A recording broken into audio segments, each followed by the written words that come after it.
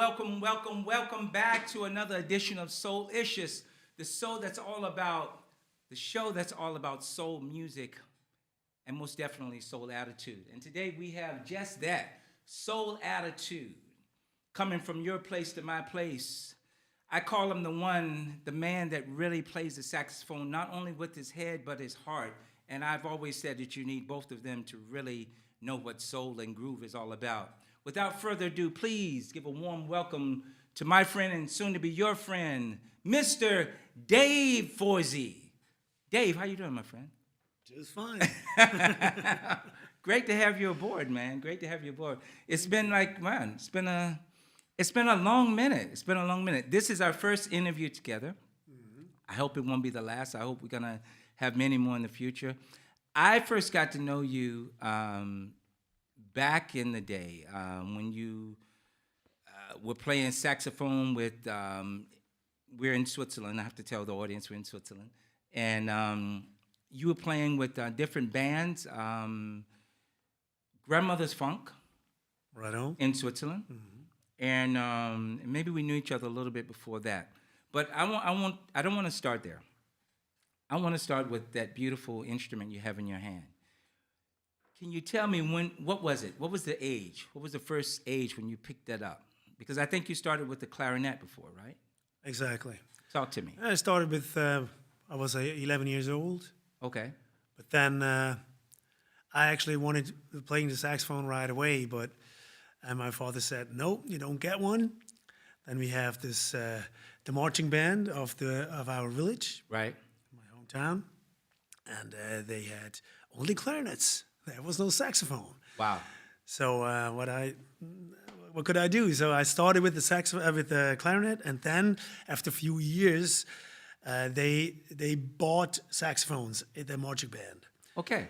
So that means 2 years later, I think they bought 2 saxophones. But I was the youngest, and there was older ones who also wanted to play the saxophone. So they had priority. They got priority. Yes, exactly. Okay, I got it. Exactly. And but then that one girl, she started and she gave up right after a year or something. She said, nah, that's not my thing.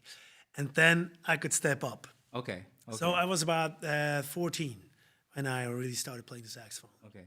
Now, going back to the clarinet, did you enjoy that, or was your preference really saxophone? Definitely saxophone. I had a very bad sound on the clarinet. Okay. And I didn't enjoy it at all. Okay, right. It was an old clarinet too. I mean, like not really a nice one. But I think it was not the clarinet. It was just it was me. Right. I didn't get a good sound out of it. There you go. That was the problem. How do you say, if you can't feel it, you can't will it. Right on. Yeah, exactly. You know? So speeding up a little bit, when was the age or when was the time that you knew that it was time for you to go pro? I was about 18, 19 when I really thought, okay, now I get more and more into it, and started having different bands, and I got more and more into music, and then I got into the music of the military, right. The army band. Okay. And I thought, okay, let's try play every day as much as you can. And right. For this, I thought, okay, if I get out of the army and I still like doing it, I will do it. And just my love to music got bigger and bigger. Right. Yeah. And so I knew definitely this is my thing. That was so. But do you play other instruments too? I play a little bit the piano, sure. Okay. Yeah. Okay. But it's more like comping. It's not, and Exactly. for composing stuff, Exactly. Exactly. So saxophone is your thing. Now, I did a little research on you. You went to, I can say, one of my favorite universities. Music. We'll talk about that in a minute. But we're going to start with the first one first. The conservatory in Zurich. Yes. Tell me a little bit about your experience there, and how much did you feel that you learned?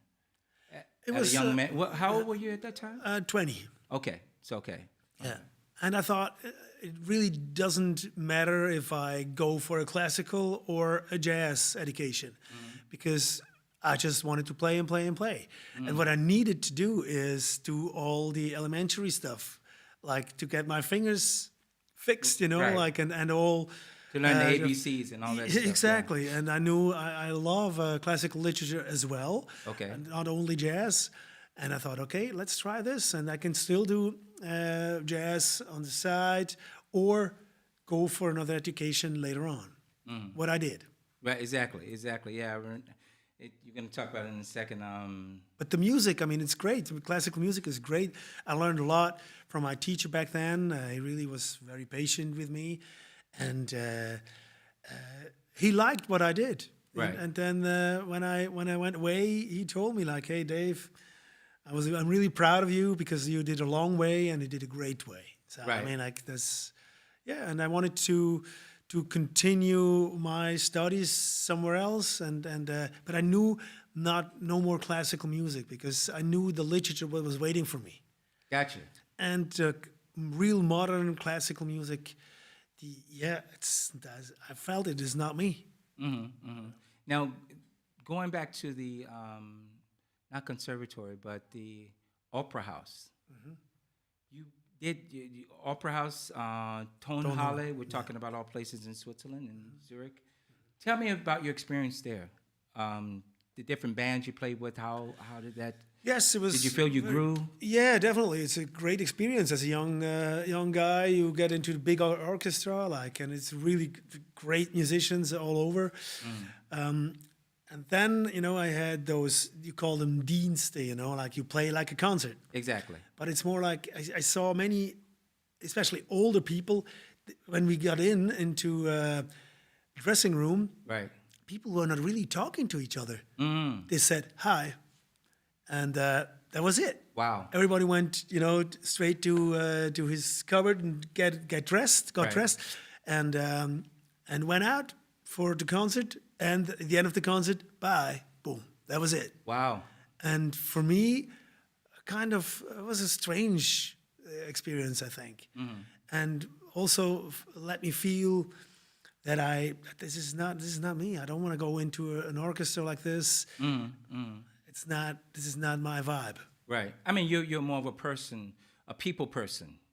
I'd say so, yeah. You're more of a people person, and though you play incredibly, I've seen you shine even more.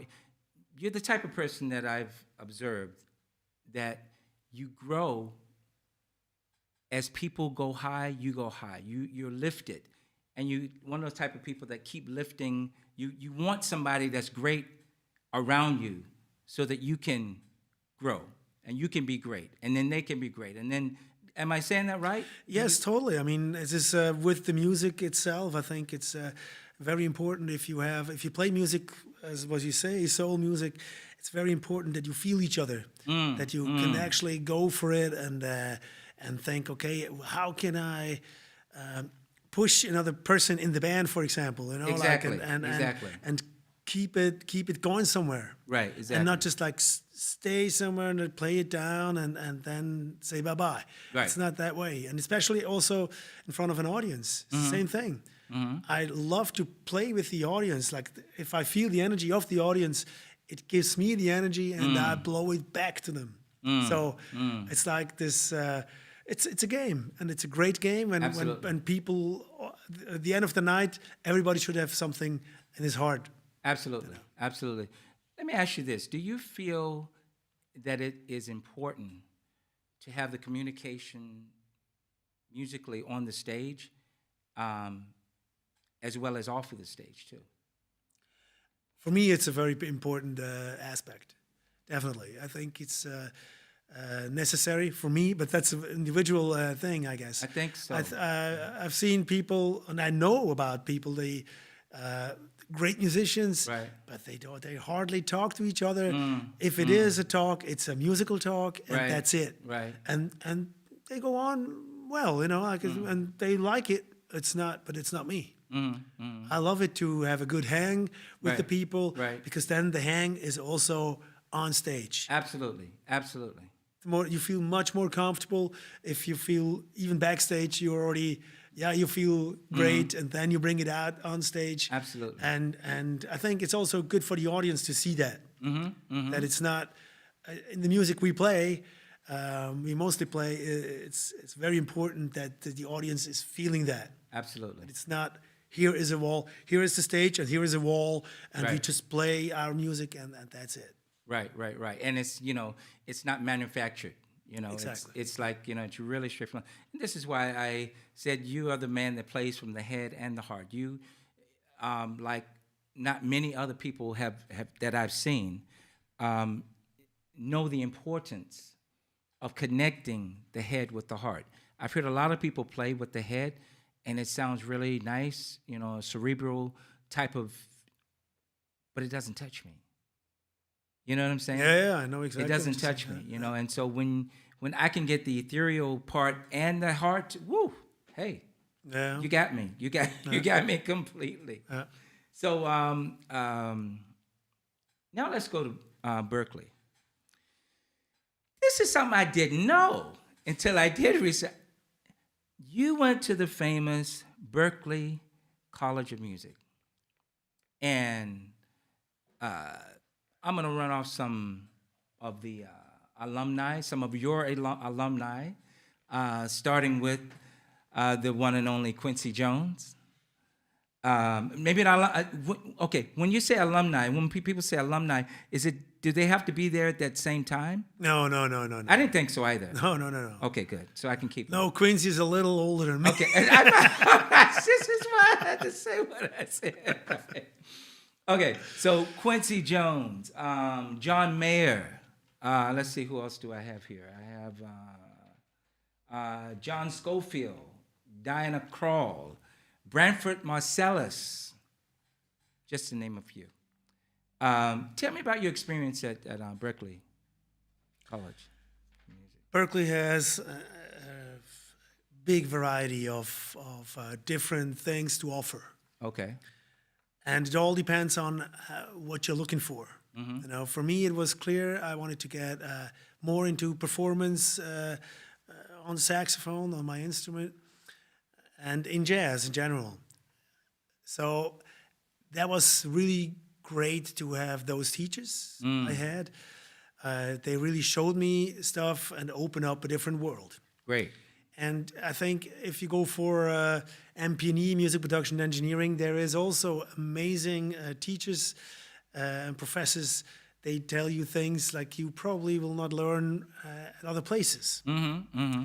And but at the end of the day, what I really appreciated the most was the connections I made, the network. Okay, I okay. got connected to so many people from all around the world. Right. And that was just really amazing. I mean, like I got, during that time, I also got to Japan, I got to all different places, whatever. I don't need to list them up all. But in general, it was just like to make those networks was so important to me. Right. That I think I got so much out of this. And I keep it going, with a lot of the people. Sure, like now I'm back here in Switzerland for quite a while, Right. and it's mostly a phone call, what we do, but a real collaboration Exactly. is hard. It's hard. It's just sure we can do so much digitally right now, True. but still, it's like if you go to a studio, you need to feel that vibe, and like it's Absolutely. It's not Absolutely. And the thing is that also, we're talking about feeling the vibe of the person, feeling the energy. Because I think it's all about energy. You can feel energy to a certain extent through, computerized, technology and that, but nothing will ever take the place of that human conversation. direct channel. Yeah. Nothing, you know. To stay on Berkeley a little bit, after you finished your studies there, do you feel that took you to another place? Because you said it really opened your eyes to a lot of things. How did it open you up? As far as like doing, being in different bands, going to different spots, knowing different people. How did that expand your horizon? Let's put it like that. I think the biggest impact it had on me, it was that I got hooked with a band, Okay. and this band was just touring all the time. Okay. And I got to know that experience, just touring, It was amazing. Like you just play every night, and Wow. if you don't play, then you go out and go for a jam or whatever. Like, Wow. and it's just So it's music really was all so- around you all the time. Exactly. And always new people. And what you get used to is really, it's like you need that kick. And you just want to go out and feel that music and feel the vibe of all the musicians. Right. And have a great time. And I think this is really, what I also felt is that I lost completely, I lost my anxieties, you know, like when you were like, okay, you're performing, oh, this guy's there, this guy. No, you go up on stage and do your thing. Okay. Okay. This is what I really learned the most, I think. Right. To do what you got to do. Exactly. And then you stand up on that stage and you feel good and give it all. You know? Wow. And this is I learned this. This is the biggest impact, definitely. And as far as I know, you carry that same type of mentality till today. You have that same of being around people, of learning, of collaboration. I think is very important to you. Would you say? Definitely. That's why I also play in all those different projects and bands. And I love it. I love the variety. And we're talking about somebody else. And this is Exactly. the variety, what makes music so great. That you True. can, every day you can actually discover new things. Right. If you are open-minded and go for something. Right. Right. Speaking of going for something, let's do some music. Okay. Let's do a little bit here. Let's do with the we're gonna do this, then we're gonna watch a video of the focus artist, of whom I won't say them right now, but it's gonna be a great surprise. And so this is one of the songs that actually the focus artist that we'll be talking about did with Les McCain. Am I saying that right? Les McCann, exactly. Exactly. Les McCann with The guy. The the man. guy. The man. The man. All right. Let's do this. Soulicious. This is trying to make it real compared to what?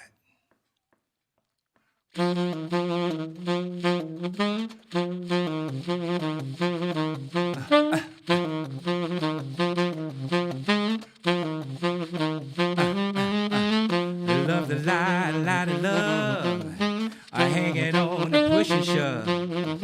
Possessions is my motivation. I hang it up the whole creation. Looks like we always end up in a rut. Now everybody trying to make it real compared to what? Come on now.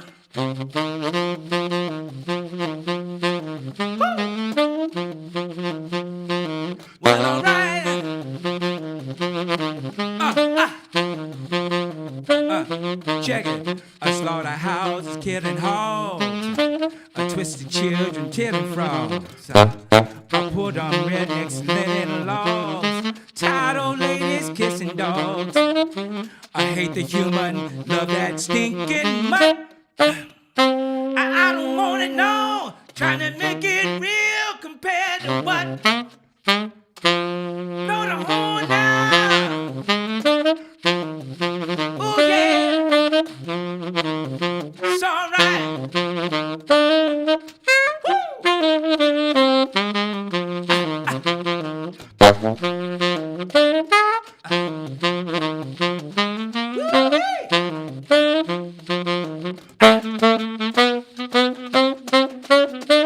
Good God Almighty.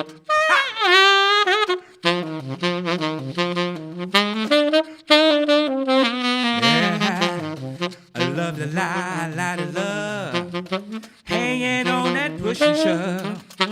Possessions is my motivation. Talking about the whole creation. Looks like we always end up in a rut. I can't stand it. Trying to make it real compared to what? Ow! Yeah. Thank you. Thank you. Dave Fossey in the house. Oh yeah, oh yeah. Nice one, man. Nice one, nice one, nice one. So, did you ever get a chance to meet any of these? Because you went in Berkeley, '93, if I'm not mistaken. Right on. '93 until '96. 96. I was right. Okay, on that. Did you meet anybody? Because I know that sometimes in Berkeley, some of the people that used to go to Berkeley would actually make an appearance, would come back. Did you ever experience that? Of anybody that maybe my audience would know, or, you know? Yeah, sure. Like Bramford, for example, he always came back to Berkeley whenever he wanted to. Right. And did some clinics. Different people, but not this guy, for Right. example, you know. I don't know when you will announce him. I'm no about idea. to do it in a second, but before we do that, before we announce this man, we're going to play a video, and while the video is going on, we're going to talk about him. Okay. Cool. We're going to talk about him, and he's, how can I say, he's one of those characters that, how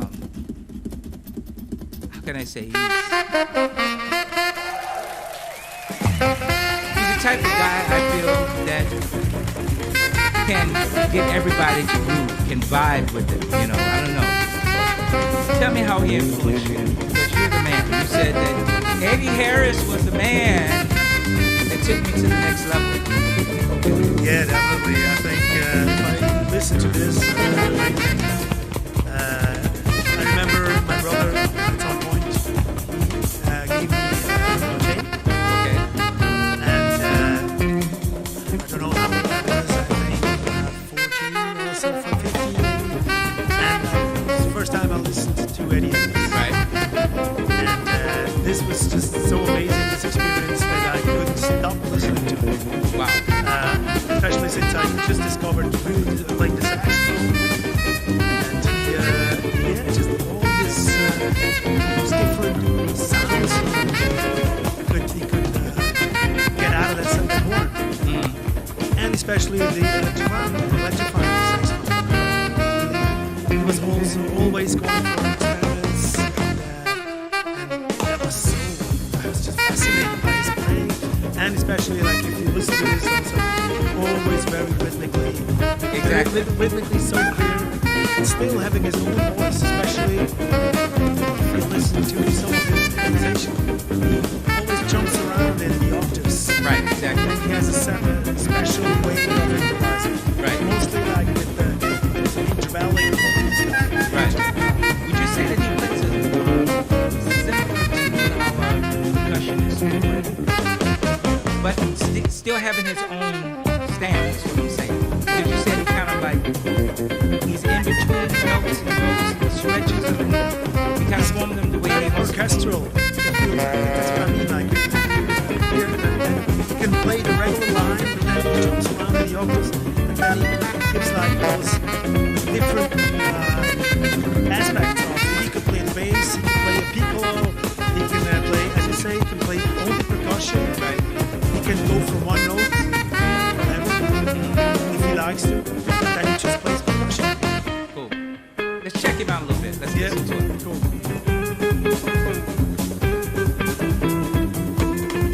As soon as So you now said it's, it. but now it's the guitar player, it's not him. He's coming back home. We talked, and that's something neither you or I like. It's like somebody talking over our solo. It's like, did you come to listen? Or Yeah, exactly.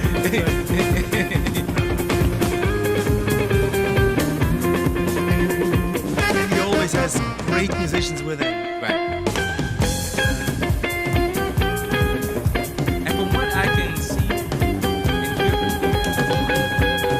he doesn't just stay in the spotlight. He was saying before, he likes to be more, he wasn't really the shooting out, look at me type of person. He played what he felt, he left it on the stage, and he left it.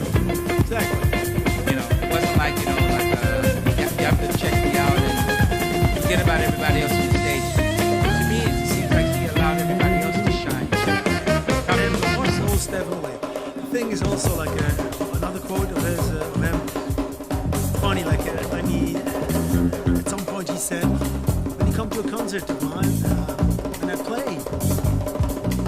shouldn't expect things I played last concert, because then you already heard that. I don't want to give you the same again.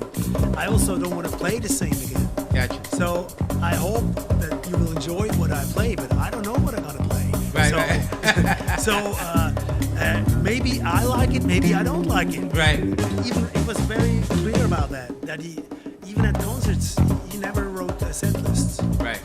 Okay. He just came out, and musicians had to open up their ears There you go. and follow him. Wow. And tell me a little bit about some of the good stuff, the good experience, the good stuff because you did you perform with them too? I performed with him. You Yes. perform with them. Tell me a little bit about that experience, if you can share it with the audience. What was the vibe? What was it, playing musically? How did you're by the guy, the man that inspired you. Exactly. It was quite different. I expected something completely different. Wow, okay. I thought, okay, now there he is, my hero. Right. And I thought, okay, I show him that he's my hero. But that very night he was sick, Okay. very sick. But he played the concert. But he was not in a good mood. Okay. Definitely not in a good mood. So I went up on stage pretty much at the end of the concert.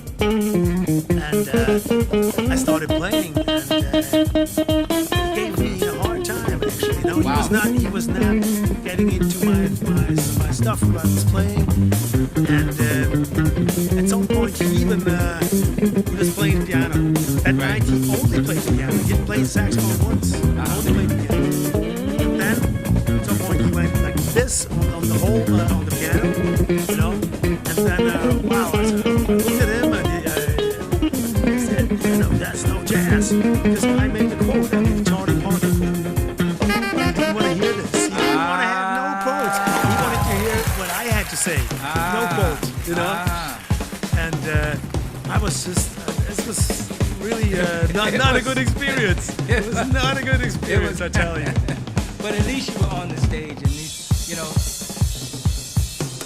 I can have a similar experience. I won't tell the whole story because I've told it before, when I met Stevie Wonder.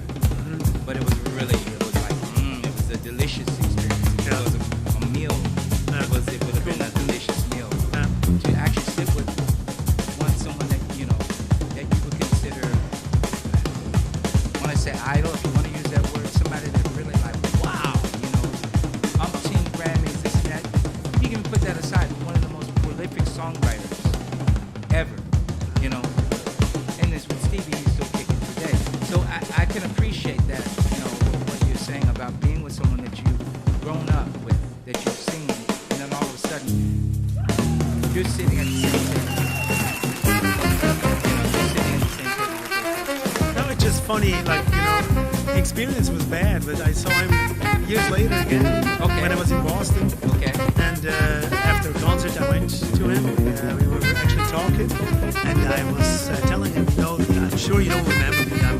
I was that little kid in Switzerland, a little club outside of Zurich. And he said, I remember you. I remember you. I just got to tell you, this was such a bad night. I was sick.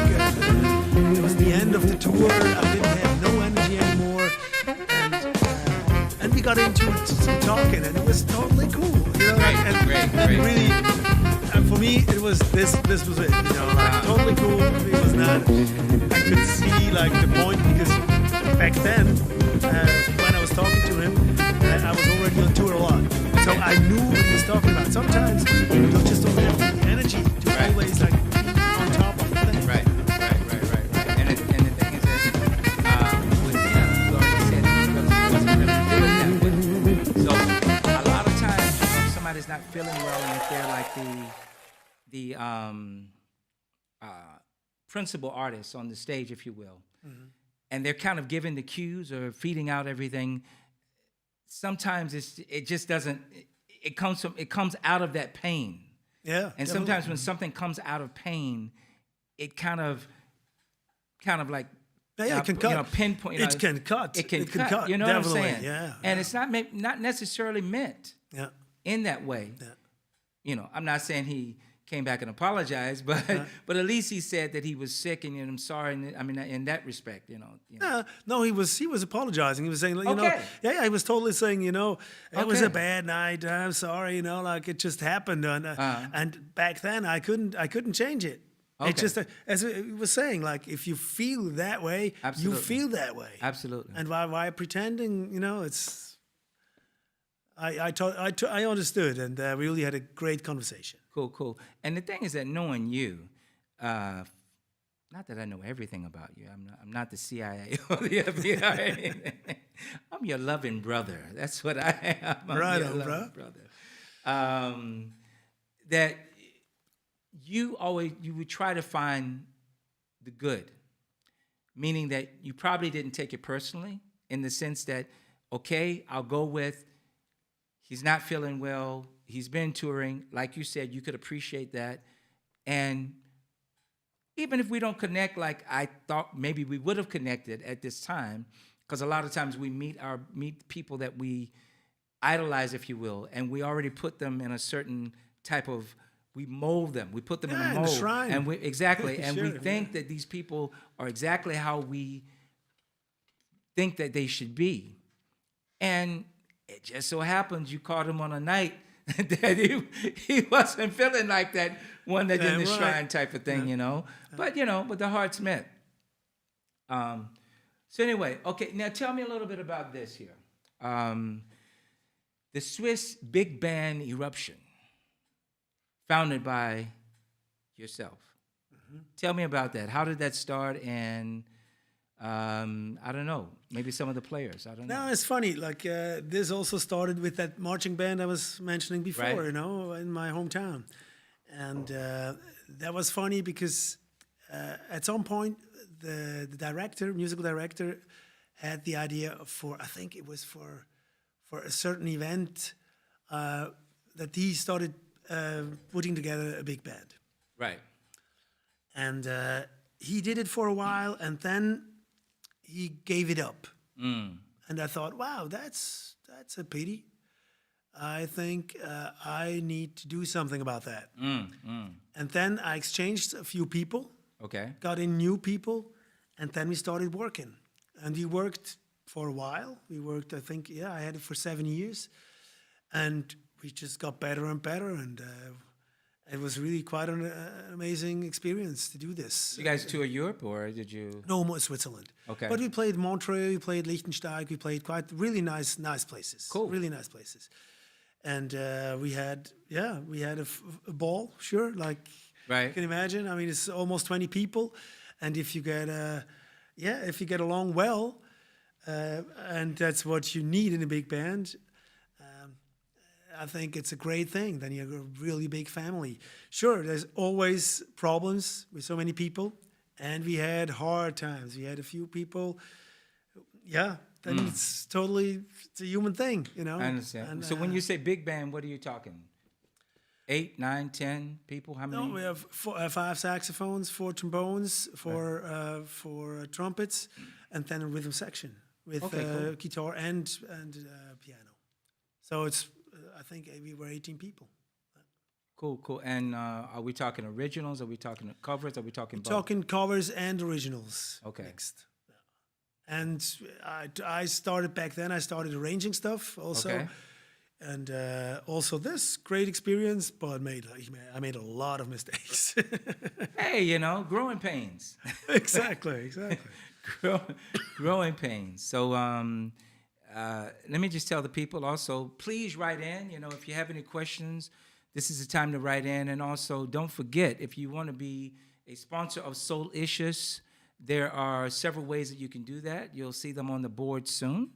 And don't be shy, let it fly. Hey, this is one big family, and we want everybody to be a part of it. All right. Tell me about the fat bag. Was it fat bag? Fat bag. Fat bag. I know we're going back, but tell me about Fat Bag. Was that also you? Did you start that, or did you No. join? No, I joined it. Okay. This was a band playing mostly funk, hip hop, jazz, a mixture Okay. of all those things. And there was a rapper and the leader, he was also playing the saxophone. We were Okay. 3 saxophones in that band, Wow. and the regular rhythm section, and all original stuff. Right. Working really hard. That means like sometimes 2-3 times a week, and all night long. Wow. Like really, really long, and we really got good. Just by working, by doing it, and we had a lot of fun. We were playing up and down, especially East Coast. Right. We're talking Boston now. Yes, Okay. Boston, New York, Philly, and up to Vermont and Oh, cool. Maine. Cool. Really cool. And we played, so many places, different places. It was really a very intense period. Right. Because at some point, towards the end, we even moved together Okay. in one house. Wow. Wow. Crazy house, It's a I family tell you. affair. Oh my God. Oh my God. But I think it was not the best idea. I really don't know. No, because like all of a sudden we just got too close, and I think, as you were saying, I love to understand people and get into Right. people's minds Right. and hearts, but sometimes it's just too much. If you get too close, and you work together all the time, and you see each other all the time, it's not only for the good, This is true. I agree. and I it agree. was not for the good, definitely, because you- the band split about 1 year later, not even a year later. Wow. After we moved together, to move in together. Wow. Wow. Wow. Heavy duty. And you guys won the Best Hip Hop Award in Boston. What was that about? 95, 96, exactly. Cool. Boston Awards, best hip hop band. Wow. Wow, cool. So before I leave Eddie Harris, I want to ask this. I'm gonna pose a question to you like this. Just thinking of it today. If his style of music was a drink, how would it taste, and how many would you have?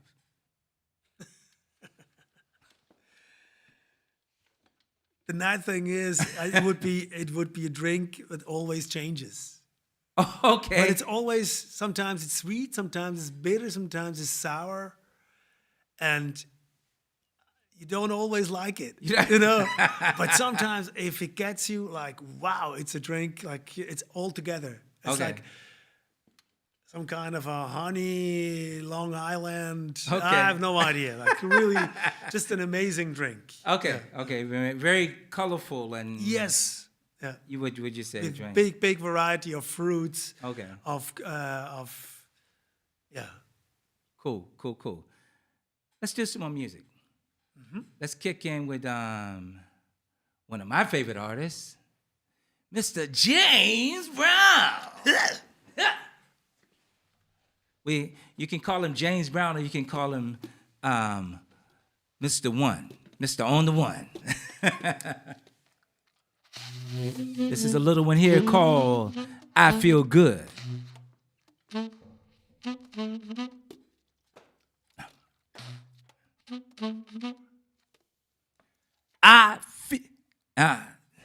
I feel good like a new to the wood, yeah. I feel good, baby, like a new to the wood, yeah. So good.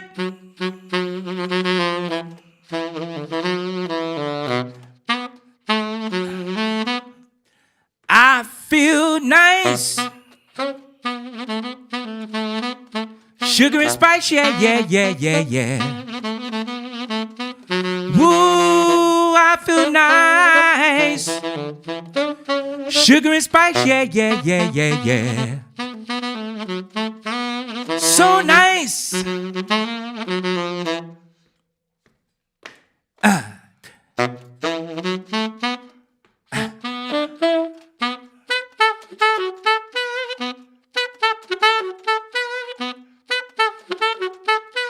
Check it. When I hold you in my arms, I know it won't be no wrong. Said I hold you in I said I know it won't be no wrong. Got to hold you. Got to hold you.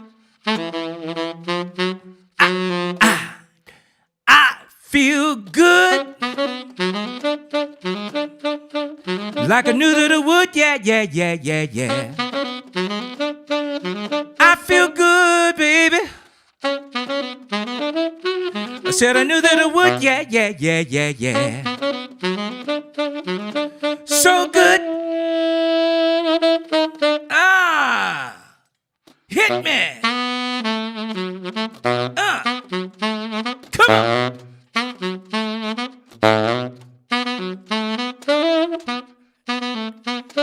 Got to do it now. Bridge, chat about a second.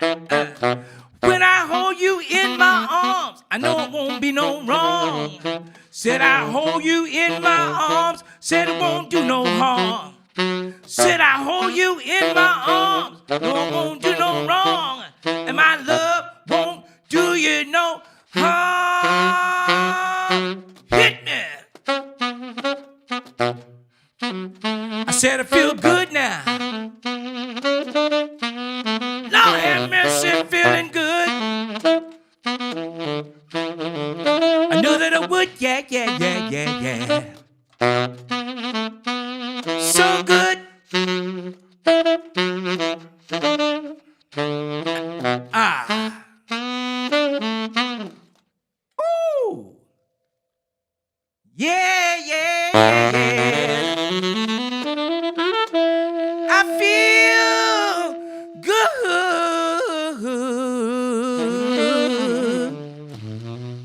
Yeah. We do it our way. It wasn't like that in rehearsal, but it was a bit different. Cool, man. Cool. Tell me and my audience about some of your projects. One which is the Jazz Baroque. Jazz Baroque, I started about 20 years ago.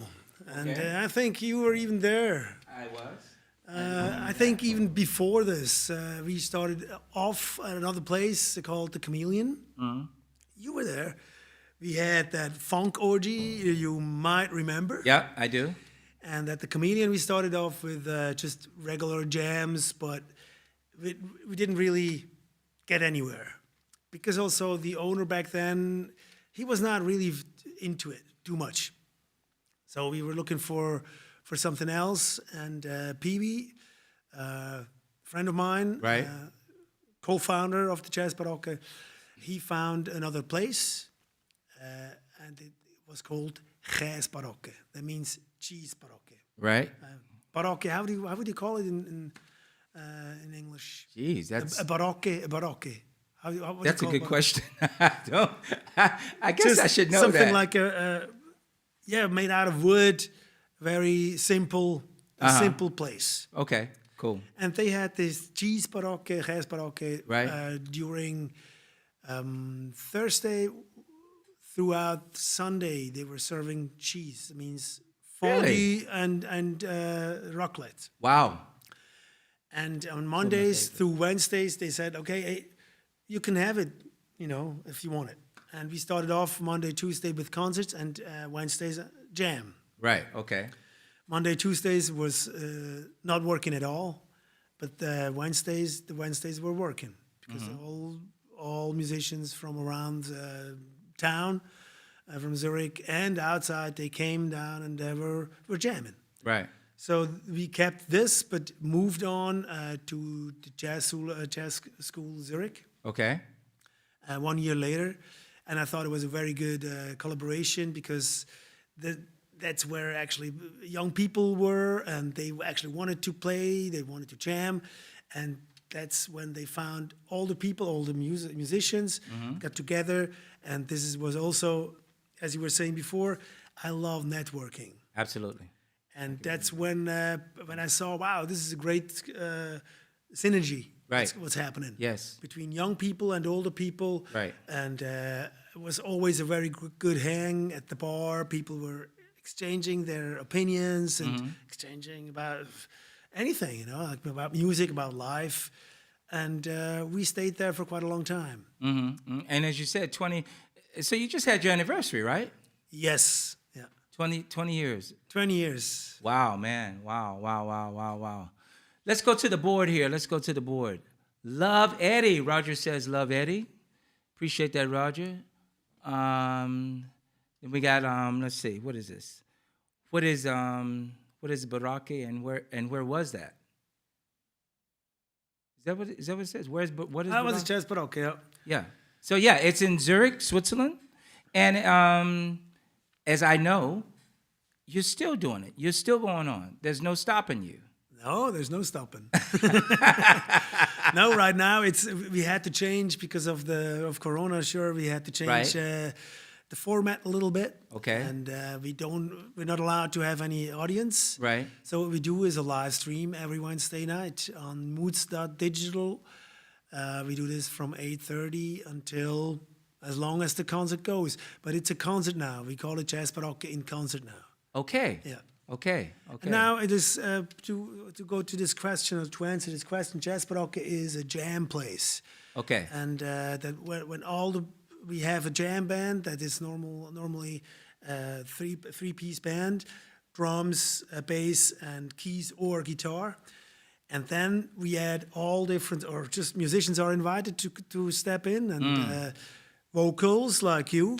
Other instruments, anything goes, and then normally it goes until the morning sometimes. Or, Right.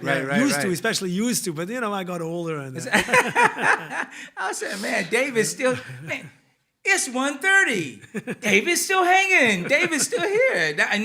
And you're not just sitting down. I mean, sometimes you get in the cut and you're watching, but I think one of your favorite homes is on that stage. You look so happy, man. Remember we were talking just earlier, talking a little bit about Eddie Harris, and I asked you, do you feel that he's happy when he's playing? Or is he deep into his playing, which is his privilege to be wherever he wants to be?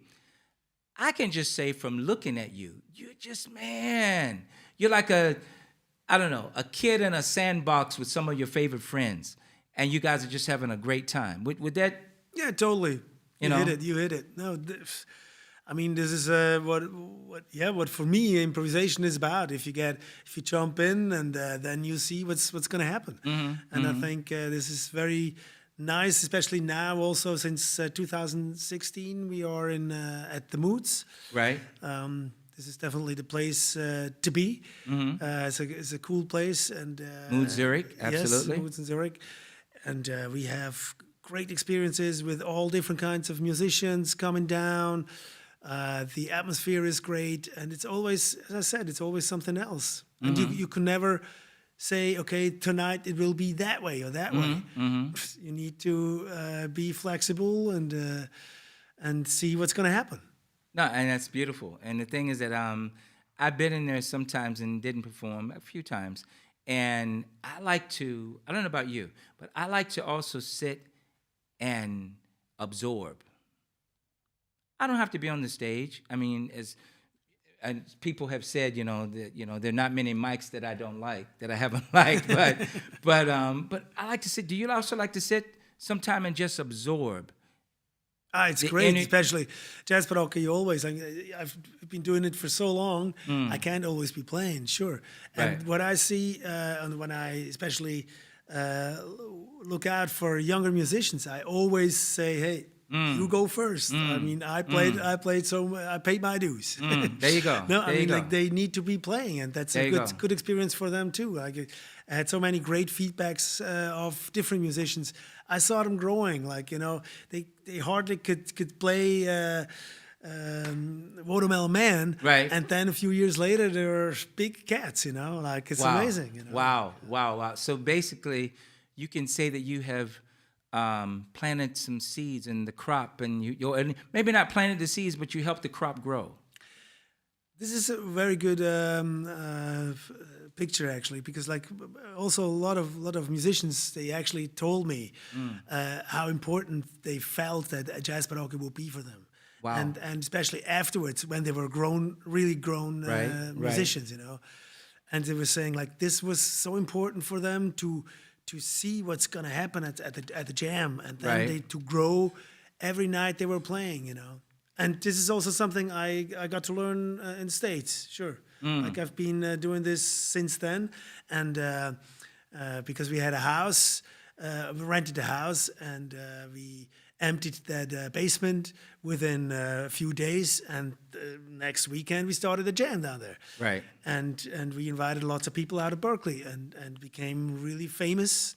We had until 150 people down in a little basement. Wow. And it was really sometimes it was really dangerous because there was gas tubes, all that. Right. And we were lucky; nothing happened ever. So Wow. And in those type of things, you don't call them only, say, block parties. I don't know if you block sure. parties type of Yeah, thing, yeah.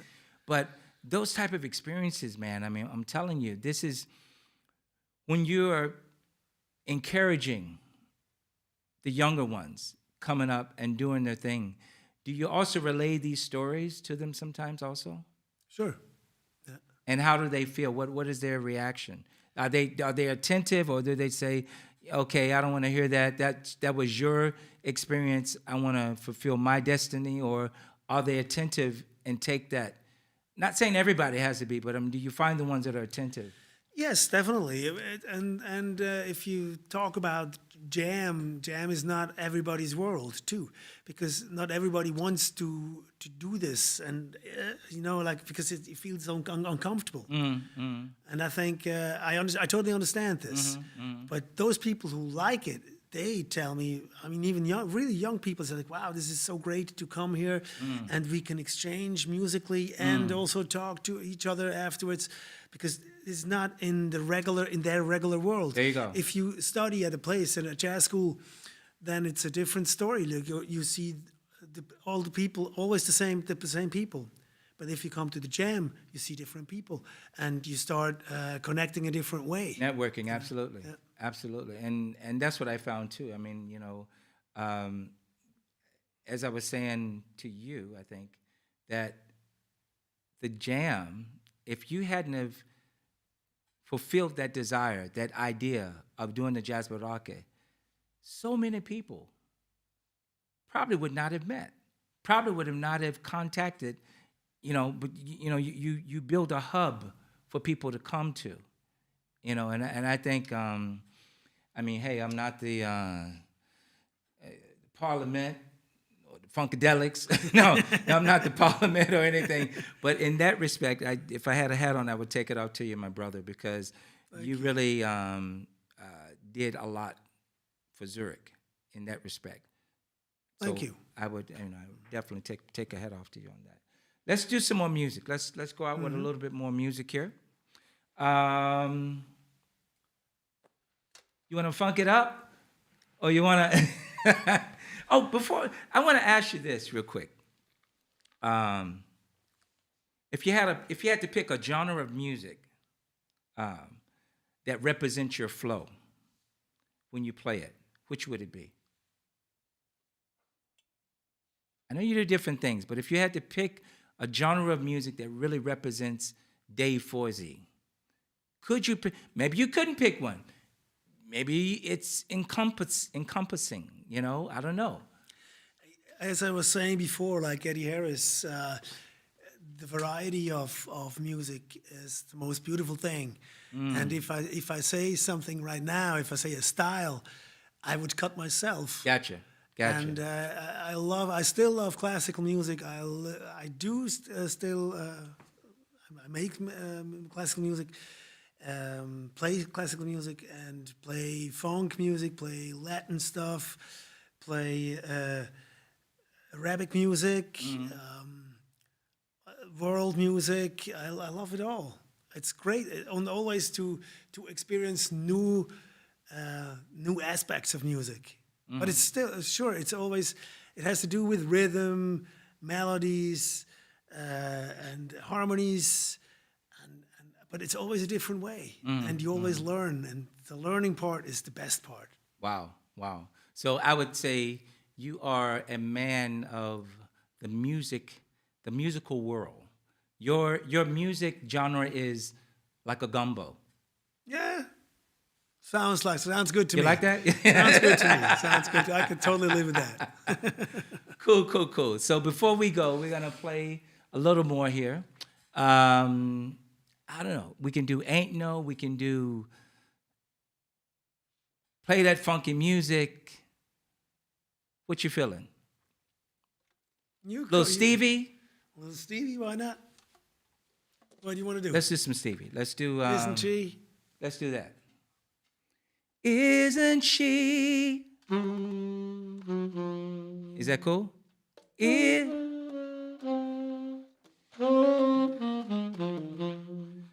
Well, isn't she?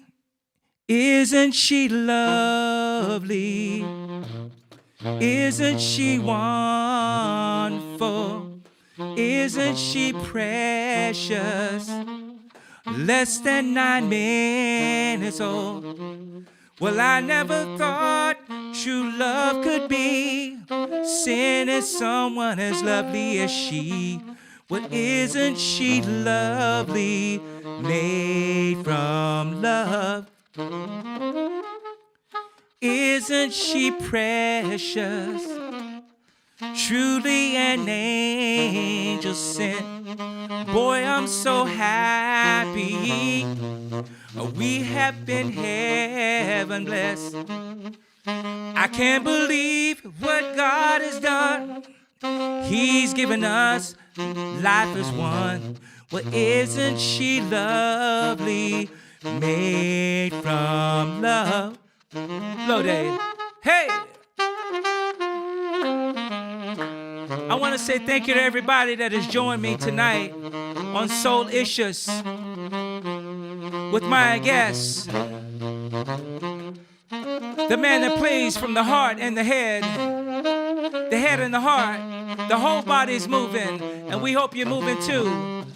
My guest today has been the one and only Mr. Dave 4Z.